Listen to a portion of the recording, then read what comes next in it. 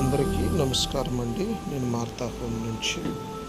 దయచేసి ఈ వీడియో చివరి వరకు చూడండి. వీధులలో, బస్టాండ్లో, రైల్వే స్టేషన్లో ఉన్న పెద్దలను, మతిస్థిమితం లేని వ్యక్తులను తీసుకొచ్చి వారికి క్షౌరాలు చేయించి అన్ని రకాలైన పరిచర్య చేస్తూ మార్తా హోమ్ వారిని హక్కున చేర్చుకుంటూ ఉంది.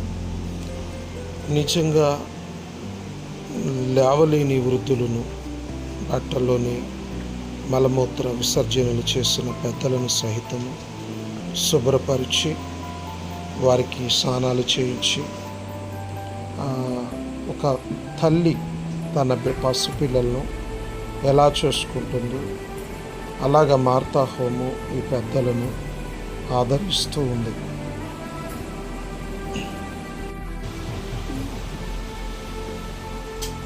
నిజంగా దేవుని పరిచర్య చేస్తూ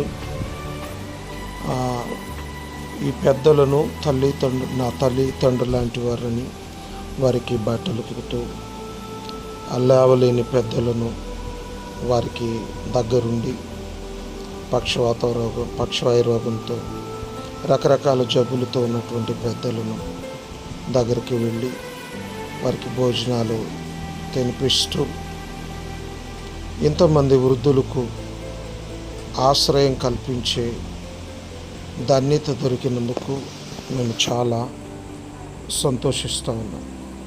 నిజంగా మరి ఇంతమంది వృద్ధులను పోషించబడడానికి మార్తా హోమ్కి ఫుల్ టైం సపోర్ట్ అనేది ఇంతవరకు లేదు. కానీ దేవుడు హోమ్కి కొన్ని పశువులు ఇచ్చాడు. ఆ పశువులు దగ్గర పని చేసుకుంటూ, గడ్డి కోసుకుంటూ, పాలు తీసుకుంటూ, ఆ వచ్చిన చిన్న సహాయంతో ఎవరైనా శుభకార్యాల్లో, పుట్టినరోజు, పెళ్లి రోజు కార్యక్రమాల నిమిత్తము చేసిన ఆ డొనేషన్ సహాయంతో మార్తా హోమ్ ముందుకు వెళ్తూ ఉంది. తీసుకొచ్చిన ఆ మొదటి దినము నుంచి, వృద్ధులను తీసుకొచ్చిన మొదటి నుంచి చివరి వరకు, అనగా చనిపోయే వరకు కూడా ప్రతి కార్యక్రమం మార్తా హోము దగ్గరుండి వారికి చూసుకుంటూ ఉంది.